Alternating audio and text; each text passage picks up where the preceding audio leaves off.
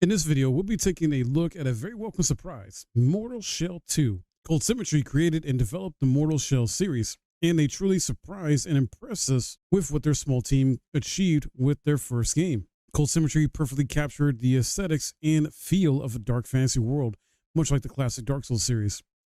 While the combat in the original felt a little chunky and wasn't its strongest suit, I feel this can be improved with the sequel. The reveal trailer for Mortal Shell 2 has me excited that Cold Symmetry has indeed elevated their combat system.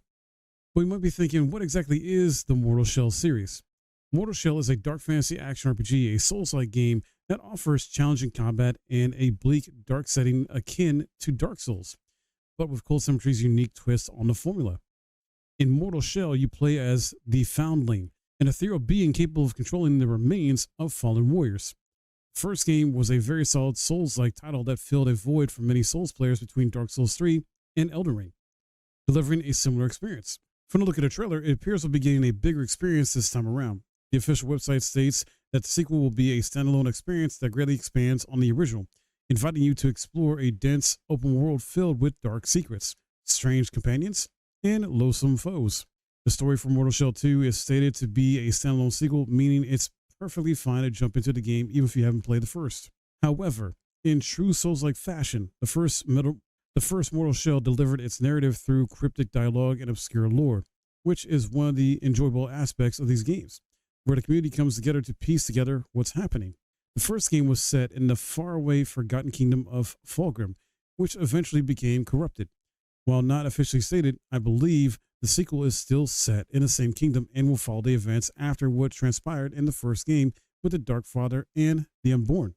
The trailer concluded with an ominous command of sorts, saying, "Bring the eggs back to me."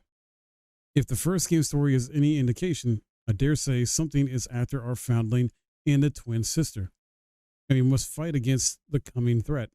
Without going into too much detail, the first game's story explored undertones and themes such as the corruption of faith and the thin line between devotion and madness. Judging from the trailer and the few lines of dialogue we got, I'm expecting similar themed stories in the sequel. I'm all for another dark fantasy with a ruined kingdom and crazed fanatics trying to bring about the end of the world in the name of the gods. We've been promised even greater exploration through more shells and more stories, so expect to dig through much more lore than the first game. The first Mortal Shell game delivered a satisfying Souls-like experience, primarily carried by its aesthetics and theme, accompanied by an okay combat system. While the combat wasn't terrible by any means, it wasn't the game's strongest aspect. Saying that, the trailer for the sequel shows a lot of promise with the combat, as it generally looks like they've improved upon it. We saw some pretty amazing looking finishers, with the shells violently bashing, stabbing, and punching monsters, strangely reminiscent of God of War finishers. The combat looks brutal and weighty and didn't appear floaty at all during the trailer, though we won't be able to say for sure until we get our hands on it. One interesting aspect that stood out was the absence of the hardening mechanic in the trailer. We saw parrying using a parry dagger of sorts, but there was curiously no hardening of the shells. I wonder if they've reworked it or just removed it altogether, which would be a shame, as it was one of Mortal Shell's unique features. The lack of weapon variety was one of the weaker points of the first Mortal Shell for me, but it's exciting to see at least 6 weapon types in the shown trailer, ranging from one-handed axes to two-handed hammers, a rapid-fire crossbow that shoots out monsters, a shotgun-esque gun, and something that looks akin to a handheld ballista. This is a good sign that we're getting more weapon types, and I sincerely hope there are many more we haven't seen in the trailer yet. Moving on from weapons to another cool aspect of the game, the different shells. It's quite clear that we still have the same shell system as the first game, where we'll inhabit the remains of a fallen warrior and be thrown out of the shell before we go down. It'll be interesting to see this mechanic return with the addition of new shells. In the trailer, we were shown quite a few shells, and I'm fairly confident enough to say that there will be returning shells from the first game, if not all of them. We saw shells that looked very close to the Vassal and the Venerable from the first game in action. While all the hooded characters can look similar in a fast-paced trailer, I think it's safe to say that the Acolyte and the Deliverer are also making a return. We also got to see 2 new female shells, and I cannot wait to find out what types of playstyles they offer. All these new shells and weapons are great, but They wouldn't be perfect without good opponents to face, right? And there were some pretty nasty looking enemies in the trailer. Of course, we had the regular armored knights with the big swords to go up against. We also caught glimpses of some more grotesque and deformed enemy designs, ranging from a creature with the tree branches growing out of a corpse's head to mutated cultists that give me flashbacks to the Ouroboros' virus-infected villagers from Resident Evil 4. This range of enemy variety is very exciting to see, and I'm always eager to go up against weird and strange foes as I play across forgotten, dilapidated villages and kingdoms in my Souls-likes. Exploration has always been a central part of Souls-likes, and judging from the footage we've seen in the trailer, we'll begin a handful of different regions to explore. I cannot wait to see what Cold Cemetery has in store for us this time around with the sequel. Another interesting point is that they describe the sequel as an open world game. At this point, we're not sure if this will be a truly open world or if we'll travel to different areas from a central hub, but I'm sure we'll get more information as we get closer to launch.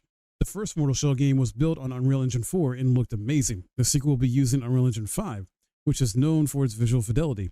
If the visuals we saw in the trailer are any indication, Mortal Shell 2 will look incredible, perfectly capturing the aesthetic of the first game and delivering a compelling dark fantasy world to experience. Although the trailer wasn't purely gameplay, but rather directed and presented in a certain way, it's evident that all of these are in-game captured footage and not cinematics. The gameplay looked smooth, and I didn't see anything out of place. The visual feedback of hitting enemies with finishers and attacks looked amazing, and the details of blood and goo spraying as you stab and maim enemies are spectacular. Also, it looks like they're not trying to shy away from the gory effects, as we saw a zombie get completely blown apart with its whole shoulder severed by a shotgun blast.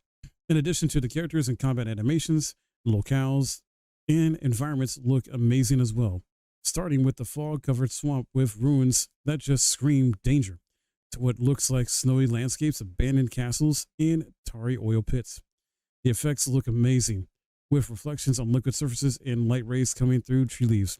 While it hasn't been stated whether this game will be using all the latest bells and whistles of Unreal Engine 5, such as Nanite and Lumen, you'll undoubtedly need a powerful PC to run this game at maximum settings. Cold Cemetery earned their place in the Souls-like world with the first Mortal Shell by not just successfully recreating a solid Souls experience, but also by putting their own fresh, unique take on the Souls formula. I'm even more excited to see that we're getting more from the studio, especially more Mortal Shell with a full-blown sequel, as I'm confident they can improve upon what they already achieved with the first game. My personal biggest worry, though, with this game is Unreal Engine 5 because of its notorious issues. However, improvements are constantly being made to the engine, and while it's a double-edged sword that can deliver mind-blowing visuals, the overall experience will suffer if performance can't keep up. As reactive and smooth combat can and will make or break a Souls-like game, as of right now, we don't have a confirmed release date for the game either, apart from the information that it'll be coming in 2026 on PS5, Xbox, and PC via Steam. However, you can sign up for the beta testing on their page now. And of course, I'll share more information on the release date as it becomes available. Mortal Shell 2 is definitely on my radar, and I'll keep a close eye on it as I am a big fan of Souls-likes and did enjoy the first game, and the sequel looks very promising. If Cold Cemetery manages to deliver a bigger and better Mortal Shell experience with the sequel, Souls-like fans will be eating well in 2026. That's all I got for you in this video. I hope I gave you an idea of what Mortal Shell is and what you can expect from the sequel, Mortal Shell 2. If you have any thoughts, ideas, or things you'd like to see improved from the first game or added to the sequel, please share them in the comments below.